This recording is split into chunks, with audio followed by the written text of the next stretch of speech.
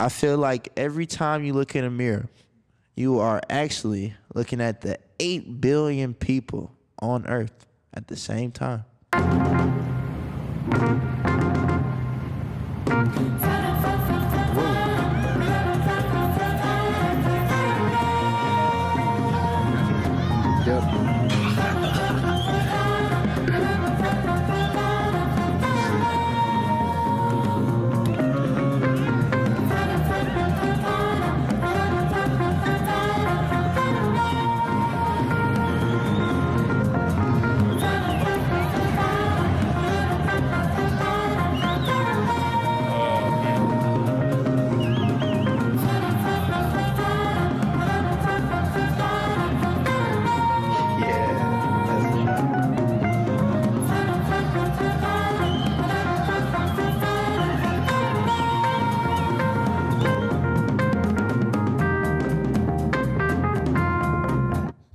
My grandpa was in my life until 2013 when he passed away.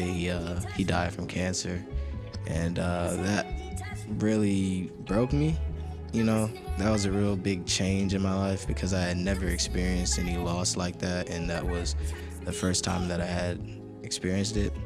And I don't know, it kind of taught me how to rise up from that dark place that you're in. And yeah, all this type of brainwashing that the government is trying to do to you. And I feel like we're less fortunate because the stuff that's on social media starts to leak into our subconscious, and that's what we start to think of, you know what I'm saying? That's what starts to be our conscious thinking. It's something that's made up by the government, and we start to follow the government, and we're not supposed to conform. You're not supposed to conform, you know what I'm saying? You're supposed to go on your own path and do your own thing. So that's why I feel like our generation is the less fortunate, because we can't get out of our damn phones. Delete social media. Delete it, okay? All right.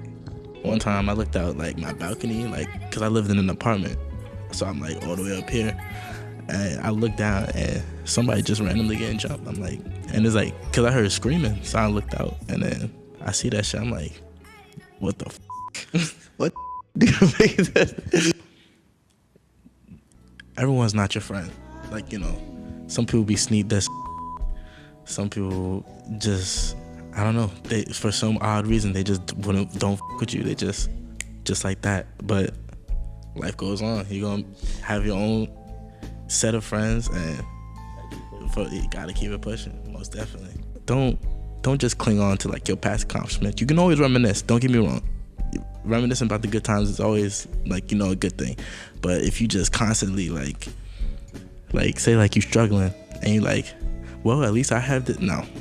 Don't, please do not do that. Do not do that at all. That's all I have to say. That's a good PSA. There were times where me and my mom are now from, like, we're from two different cultural places. She grew up in Somalia her whole life. I was born in the United States. Like, her having to raise a kid in the United States is extremely difficult. You feel me? So it was like her growing through that process and me going through that process. She learned as time progressed that I can't treat him like I would treat him if he was in Somalia, you know what I'm saying? I have to be more open to him hanging out with his white friends. Because she used to always say, like, she'd always be like, oh, they're gonna murder you, they're gonna do this to you. And it was like, come on, Mom, because like she used to watch this TV channel, Investigation Discovery, right? And like she used to just talk about all these murders, right? Like every time we're going out. It was a unique moment right before he died, where we were all sitting down, me, my mom, my dad, my little siblings were all sitting there. Like, they asked us, what can we do to be better? You know, they asked, what can we do to be better parents, right? And like the one thing that I told them was like it's kind of late for me, but it's like, be there for your children sometimes. You know what I'm saying? I understand you're busy, you know, you're just working job, just doing this, but it's like being there for your child can literally be asking how their day is. You know, being there for your child can be asking how they played in their basketball game. You feel me? And it was like, for me, they already missed out on that for my senior year, right? And like my dad, he cut me off right there. He was like, I didn't miss out yet, you know what I'm saying? Because what you guys don't know is I'm saving it. I'm saving it until you graduate. Like for me, he said when I graduate high school, like he said when you graduate high school, I'll celebrate you. I'll be there for you. We're gonna get you whatever you want. You're gonna do whatever, you know what I'm saying? Like we were gonna turn up together, like in a way he was saying, right? And it was like that December I sat back with it and I said, all right, cool. You know what I'm saying? I'll live with that. You feel me? And then time progressing, I get into Howard. But he gets COVID, right? And that's eventually what led to his death. So I never got to get to that graduation, right? I never got to get to that point where he tells me he's proud of me and we celebrate together, we turn up together, we have our thing. We never got that, right? And it was like, imagine the toll that takes on somebody, you know what I'm saying? Where they tell you, okay, no, everything will happen at this moment.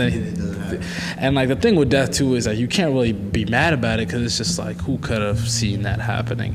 And I think especially as I'm growing up, I'm starting to notice my father, not as much as a father, but more as like he's a human being. And I feel like that's what many people sometimes forget is like our parents are parenting for the first time, you know?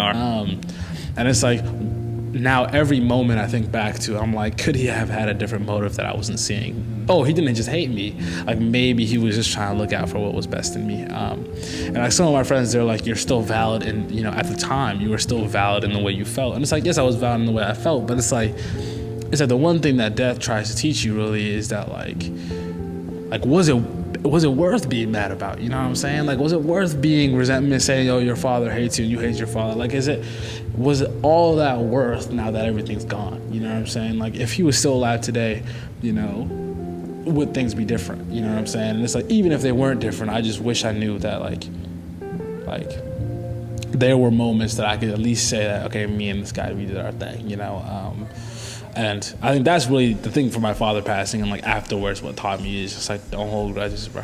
Don't hold no resentment towards people. And like people say that they hate the term, it is what it is. But like it's sometimes like amor fati, you know what I'm saying? With stoicism, it's like sometimes love fate, you know, embrace fate. And it's also just understanding that in the end, things will be all right? No matter how bad it gets, people will be there for you and things will be all right. So I try not to live through that lens of like, I don't want to be resentful towards anybody. Yeah, for the first couple of years of my life, it was me, my mom, and my dad. And we moved from I was born in North Carolina, we moved to Georgia, Texas, Germany, and eventually landed in Louisiana. When we got to Louisiana, my parents divorced. My dad did whatever he did. And it's just me and my mom from when I was like 6 up until then. Single mom, only child. And so, you know, she had to work crazy hard. She was a teacher. So it was just, you know, little me trying to figure life out by myself. And no siblings really just made me find contentness in myself and find my own version of fun, which is why I think I'm a little eccentric nowadays because I didn't have people to bounce my ideas off of. I'm the only person in my graduating class to leave the state for school.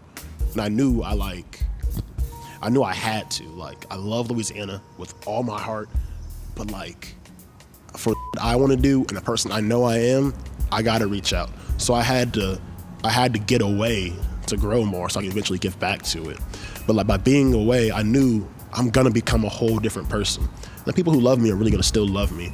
But it was never a choice like, oh, I'm gonna come to college and I'm gonna be the pretty, I'm gonna be the, yeah, no. I'm just gonna be me, and however I turn out is how I turn out, you know what I'm saying? There's also like a negative aspect of it that I'm trying to like figure out. Like I wanna get successful out of spite for people who don't me, which is like probably not healthy. Hey, but like there's like a part of me that's like, I want everybody who doubted me, everybody who ever wished bad at me, everybody who thought the only black kid in the class wasn't smart enough, that one teacher who was racist as hell, I want everybody to see me and realize how wrong they were and how like awesome I can be with this power. But like, you know, that's silly. You should probably get over that. He never like did anything super like disrespectful or like grimy to me or my family, but he's like the type of person like he can't keep a promise. As a kid, shit sucked, bro. It's like he call you one weekend, he's like, yo, next week I'm gonna take you, get some ice cream, go to the park. Like I'm like 6, 7, 8, and then he just never show up. That shit happened a lot. That shit weighs on you. So like there's definitely like a mistrust when it comes to that. Like I still got love for him and everything, but like if he tells me he's gonna do something, I don't really like you gotta show me. Like I'm not just gonna believe you off rip. Yeah. I just want to be like a man of my word. That's something that I value a lot. Just like if I say I'm gonna do something, I'm gonna do it. And if I can't do it, I'm gonna let you know. And I'm never gonna like promise something that I can't follow through on. Yeah, like I'll never do that because you just give people false hope. But, like real shit, like just be confident in yourself, bro.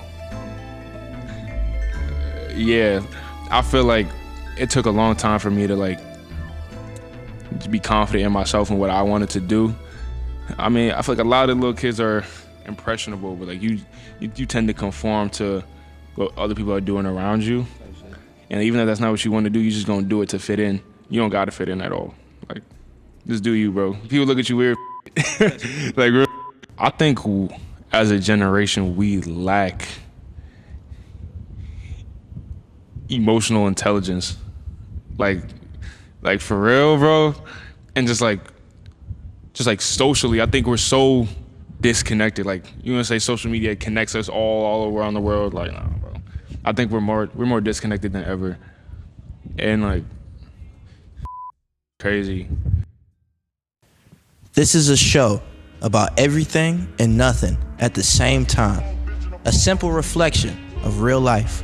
All right. Hello, I'm here with, if you can give me your name. Anthony Mayor, DC White. Nice. I would like to know what makes you happy. Dark-skinned women. Nice. And if you could give one person a piece of advice to keep their happiness, what would you say? I get peace by tell the young niggas stop doing this shit out here, man. Yeah. Peace and love. Peace and love. Yeah. All right.